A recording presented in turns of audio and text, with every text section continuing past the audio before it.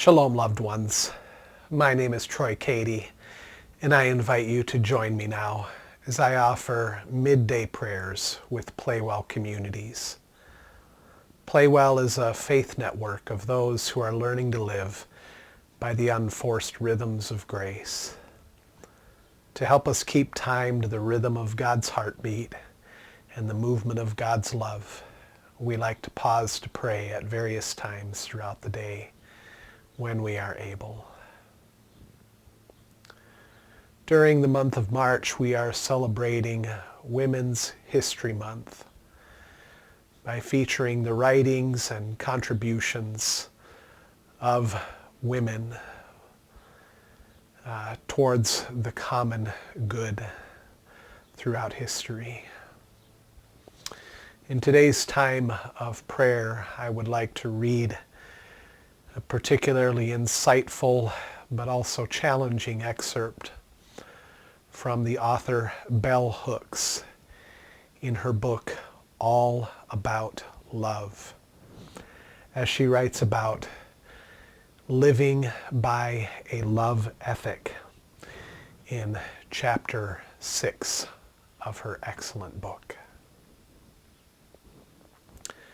Well, with that, let's get ready.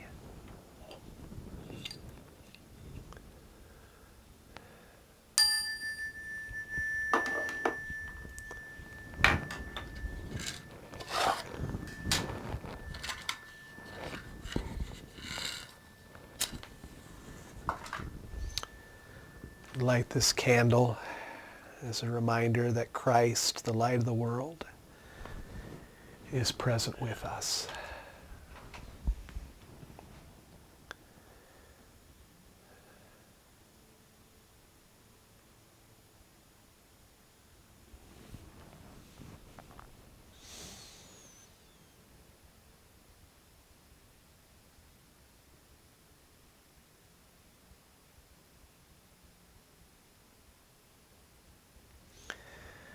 Hear the words of Jesus from Matthew chapter 11, as translated by Eugene Peterson in the Message. Jesus says, "Come to me, get away with me, and you'll recover your life. Learn the unforced rhythms of grace." In the middle of the day, we return to you, Jesus, our center. In you we live and move and have our being. Like parched souls searching for a spring, we thirst for you and your ways. With joy we draw water from the wells of your salvation. I invite you to take some moments of silence now just to be present to God, who is present with you.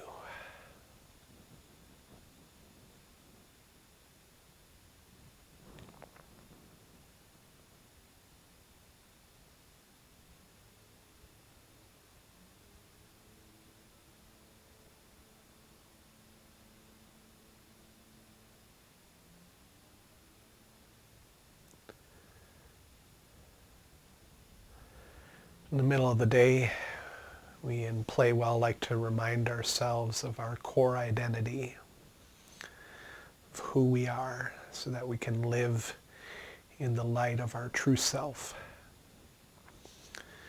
And we remind ourselves of this through a confession that we call the life of the beloved. I invite you to join me now in this confession, which I will offer one phrase at a time with a pause after each phrase so that you can make this confession your own. The life of the beloved.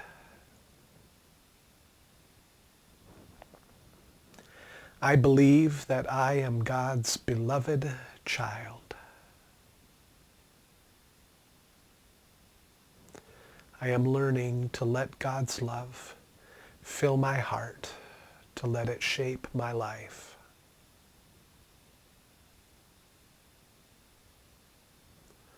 So I may be just who God has made me to be.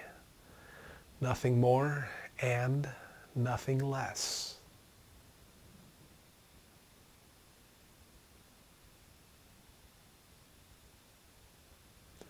That I may abide in love and share God's love with all that I am.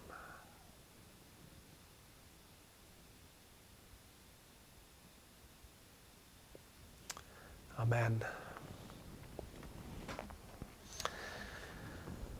A wonderful author, Bell Hooks, has written a groundbreaking book. It's not a new book, but it was groundbreaking in its time, called All About Love. And in chapter 6, she writes about the theme of values, which she describes as living by a love ethic.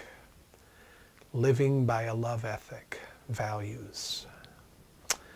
I'd like to read a significant excerpt from this chapter, starting at the beginning of it. I won't read the whole chapter, but a good excerpt. And just invite you to open up your heart and your mind. Some of the things that you're going to hear are a little bit challenging for us. And so I invite you to just receive her challenges in the spirit in which they are intended, which is the spirit of love. At the beginning of the chapter, there is an epigram by Marianne Williamson, which says, "We must live for the day and work for the day when human society realigns itself with the radical love of God. In a truly democratic paradigm, there is no love of power for power's sake."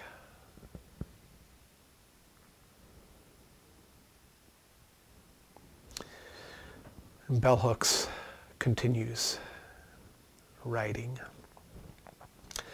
"Awakening to love can happen only as we let go of our obsession with power and domination. Culturally, all spheres of American life, politics, religion, the workplace, domestic households, intimate relations, should and could have as their foundation a love ethic. The underlying values of a culture and its ethics shape and inform the way we speak and act. A love ethic presupposes that everyone has the right to be free, to live fully and well. To bring a love ethic to every dimension of our lives, our society would need to embrace change." At the end of The Art of Loving, Erich Fromm affirms that, quote, "important and radical changes are necessary if love is to become a social and not a highly individualistic, marginal phenomenon," unquote. Individuals who choose to love can and do alter our lives in ways that honor the primacy of a love ethic. We do this by choosing to work with individuals we admire and respect, by committing to give our all to relationships, and by embracing a global vision wherein we see our lives and our fate as intimately connected to those of everyone else on the planet. Commitment to a love ethic transforms our lives by offering us a different set of values to live by. In large and small ways, we make choices based on a belief that honesty, openness, and personal integrity need to be expressed in public and private decisions. I chose to move to a small city so I could live in the same area as family, even though it was not as culturally desirable as the place I left. Friends of mine live at home with aging parents, caring for them even though they have enough money to go elsewhere. Living by a love ethic, we learn to value loyalty and a commitment to sustained bonds over material advancement. While careers and making money remain important agendas, they never take precedence over valuing and nurturing human life and well-being. I know no one who has embraced a love ethic whose life has not become joyous and more fulfilling. The widespread assumption that ethical behavior takes the fun out of life is false.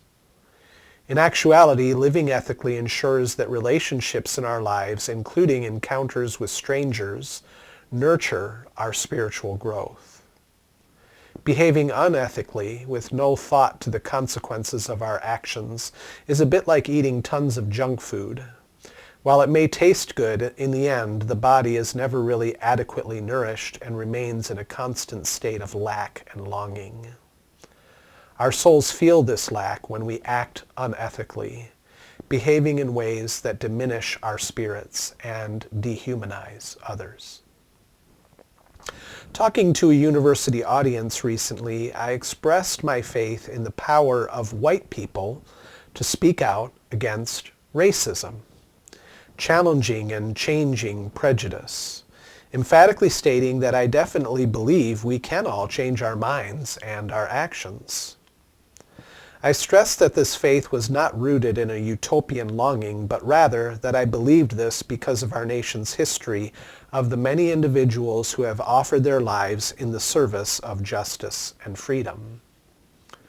When challenged by folks who claimed that these individuals were exceptions, I agreed. But I then talked about the necessity of changing our thinking so that we see ourselves as being like the one who does change, rather than among those who refuse to change. What made these individuals exceptional was not that they were any smarter or kinder than their neighbors, but that they were willing to live the truth of their values. Here's another example. If you go door to door in our nation and talk to citizens about domestic violence, almost everyone will insist that they do not support male violence against women, that they believe it to be morally and ethically wrong. However, if you then explain that we can only end male violence against women by challenging patriarchy, and that means no longer accepting the notion that men should have more rights and privileges than women because of biological difference, or that men should have the power to rule over women, that is when the agreement stops. There is a gap between the values they claim to hold and their willingness to do the work of connecting thought and action, theory and practice, to realize these values and thus create a more just society.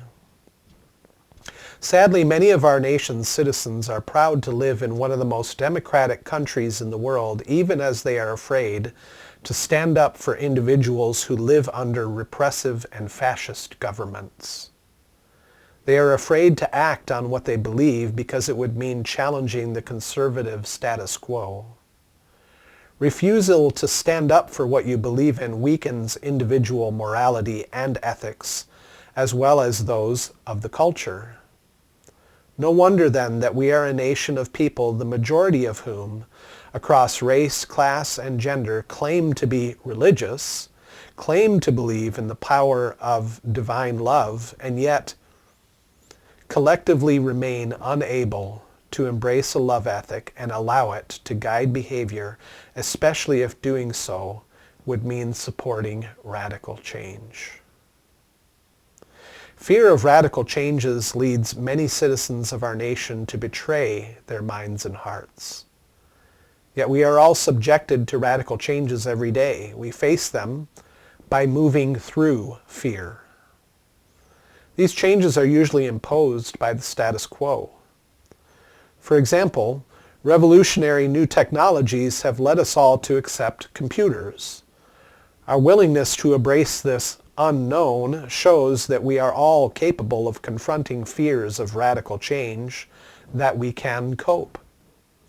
Obviously, it is not in the interest of the conservative status quo to encourage us to confront our collective fear of love.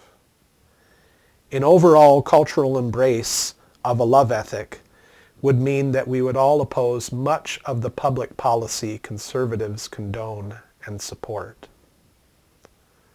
Society's collective fear of love must be faced if we are to lay claim to a love ethic that can inspire us and give us the courage to make necessary changes.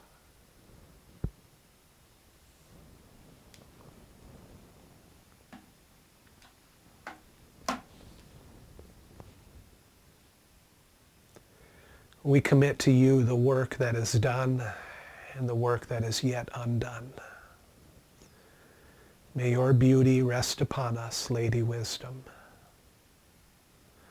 We trust you will complete the incomplete. We believe you will finish what you started.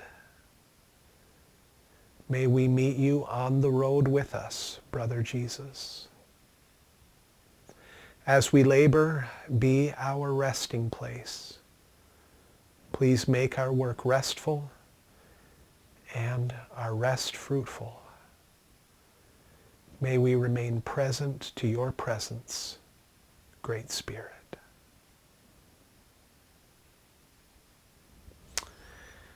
And now, receive this blessing. Let nothing disturb you, nothing affright you. All things are passing. God never changes. Patient endurance attains to all things. Whom God possesses, in nothing is wanting. Alone, God suffices. Amen. Well, thank you for joining me today in Midday Prayers with PlayWell Communities. I hope that that reading wasn't too challenging for you and that you feel invited to embrace the kind of change for our collective well-being that Bell Hooks talked about. Above all, I invite you to be loved because you are beloved. Amen.